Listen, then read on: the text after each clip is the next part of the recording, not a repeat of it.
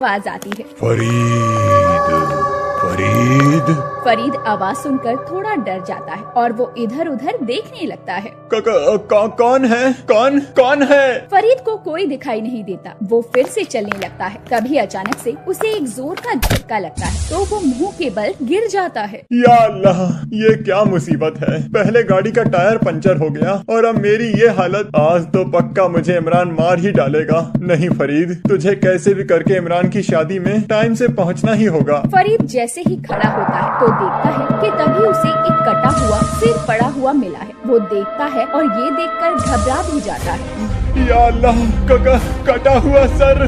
कटा हुआ सर देखकर फरीद के होश उड़ जाते हैं और वो वहाँ से तेज रफ्तार से दौड़ता जंगल के उस पार पहुँच जाता है। और फिर जब वो अपने दोस्त इमरान के घर पहुँचता है, जब तक इमरान की शादी हो चुकी थी, और फरीद की ऐसी हालत देखकर इमरान कहता है, या अल्लाह फरीद, तुम्हारी ये हालत कैसे हुई? सब खैरियत तो है? हाँ मेरे दोस्त, सब खैरियत है। बस आज आते समय मेरे साथ एक बड़ी ही अजीब सी चीज हुई। अजीब घटना? फरीद अपने दोस्त इमरान को सारी बात बताता है। ये सुनकर तो इमरान घबरा जाता है। या अल्लाह, कहीं तुम्हें सिर कटा भूत तो नहीं मिला था? अगर ऐसा है तो ये अच्छा नहीं हुआ। वो अब तुम्हें नहीं छोड़ेगा। तुम उस सिर कटे को लेकर इतना घबरा क्यों रहे हो और कुछ भी बोले जा रहे हो? तुम्हें नहीं पता, कुछ सालों पहले इस गांव में एक लड़के का सिर काट दिया गया था। जब से वो जंगल में भूत बनकर घूमता है और जिस किसी को भी अगर वो दिखाई दे जाए, समझो फिर वो सिर कटा भूत उसे नहीं छोड़ता। ये सब बेकार की बातें हैं। मैं इन सब बातों पर यकीन नहीं करता। अच्छा, मैं बहुत थक गया हूँ, अब मुझे सोने दो। रात बहुत हो चुकी थी और फरीद भी काफी थक चुका था तो उसे लेटते ही नींद आ जाती है। अभी उसे सोते हुए कुछ देर ही हुई थी कि तभी जैसे ही रात के 2 बजते हैं, फरीद को कुछ अजीब सी आवाज सुनाई देती है। फरीद,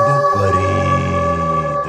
आवाज सुनकर फरीद की आंख खुल जाती है। ये तो वही आवाज है जो मैंने जंगल में आते वक्त सुनी थी, पर ये कैसे हो सकता है? कहीं ये मेरा वहम तो नहीं? फरीद, फरीद।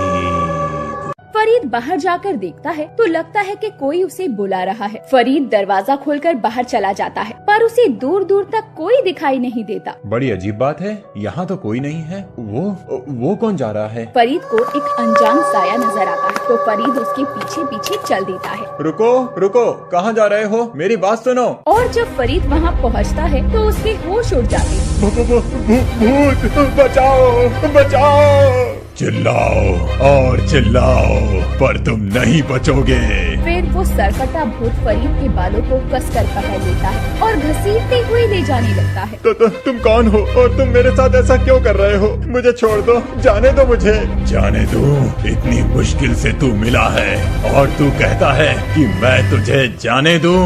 सरकटा भूत फरीद को घसीटता हुआ दूर जंगल में ले जाता है। उधर जब इमरान फरीद के कमरे में किसी काम से जाता है तो देखता है कि फरीद वहाँ नहीं था। या अल्लाह, ये फरीद कहाँ चला गया? कहीं वो सिर कटा भूत तो नहीं? नहीं, मुझे जल्दी से फरीद को जाकर ढूंढना होगा। कहीं ऐसा ना हो जाए कि वो सिर कटा भूत फरीद को अपना शिकार बना ले। इमरान जल्दी से गांव वालों को सारी बात बताता है। फिर सभी गांव वाले और इमरान जंगल की तरफ निकल जाते हैं और कुछ दूर जाने पर उन्हें फरीद की घड़ी पड़ी हुई मिलती है। ये गाड़ी तो फरीद की है जो मैंने उसे उसके जन्मदिन पर दी थी। इसका मतलब वो सिर कटा भूत पास में ही होगा। अगर मेरे दोस्त को कुछ हो गया तो मैं अपने आप को कभी माफ नहीं कर पाऊंगा। काश फरीद मेरी बात मान लेता, कम से कम उसके साथ सिर कटा भूत ये सब तो नहीं कर पाता। या अल्लाह, ना जाने वो सिर कटा भूत मेरे दोस्त फरीद को कहाँ ले गया होगा। इमरान अभी ये कह ही रहा था कि तभी एक जोर की चीख सुनाई देती है।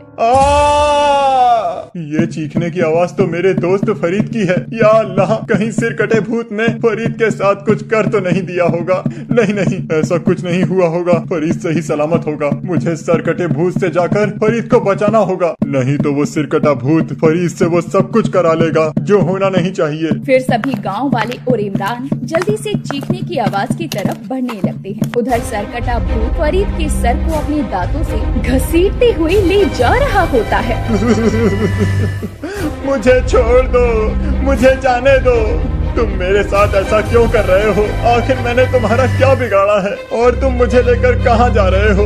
बस थोड़ी देर और फिर तुम्हें सब पता चल जाएगा और फिर मैं आजाद हो जाऊंगा।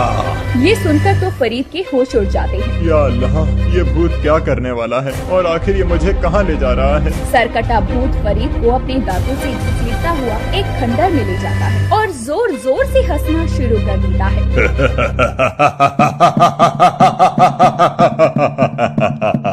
तुम हंस क्यों रहे हो?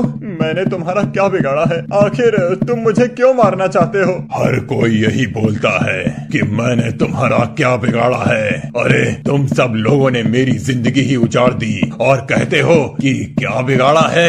इस गांव में कोई भी लड़का नहीं बचेगा, मैं मार डालूंगा सबको। ये कहते हुए वो भूत अचानक भयानक हंसी हंसने लगता है। उसे इस तरह हंसते हुए देखकर फरीद का बुरा हाल हो रहा था। अब तो उसके पास सिवाय अल्लाह को याद करने के कुछ नहीं था। या अल्लाह, मेरी मदद कर, मुझे सिरकटे भूत से बचा ले। मैं मरना नहीं चाहता। काश मैंने अपने दोस्त की बात मान ली होती तो ये दिन देखना ना पड़ता। बेचारा फरीद रो रो कर अब अपना बुरा हाल कर लेता है। तभी वो फरीद की तरफ इशारा करके कहता है, अब मैं और आगे नहीं जा सकता।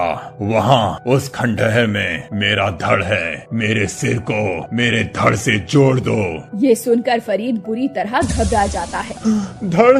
आपका धड़? हाँ, मेरा धड़ जो गांव वालों ने इस खंडहर में लाकर गाड़ रखा है। तुम्हें अब उस धड़ को लाकर मेरे सिर से जोड़ना होगा। बेचारा फरीद मरता क्या न करता, वो सरकटे भूत की बात मान लेता है और अंदर चला जाता है और जमीन खोदकर सरकटे भूत का धड़ निकाल लेता है। मेरा शरीर, अब मैं आजाद हो जाऊंगा और फिर मैं इन गांव वालों को नहीं छोड़ूंगा। तभी इतने में ही इमरान भी गांव वालों को लेकर वहां पहुंच जाता है। सभी गांव वाले सरकटे भूत का धड़ देखकर घबरा जाते हैं। फरीद, सिर कटे भूत का सिर उस धड़ से जोड़ने की बिल्कुल भी गलती नहीं करना, नहीं तो भूत जिंदा हो जाएगा और सबको मार डालेगा। ये गांव वालों, चले जाओ यहाँ से, नहीं तो आज तुम में से कोई नहीं बचेगा। ए लड़के, जल्दी कर और मेरे सिर को मेरे धड़ से जोड़ दे। बेचारा फरीद सरकटे भूत का सर लेकर उस धड़ से जाकर जोड़ देता है। तभी तेज हवाएं चलने लगती है और इतने में ही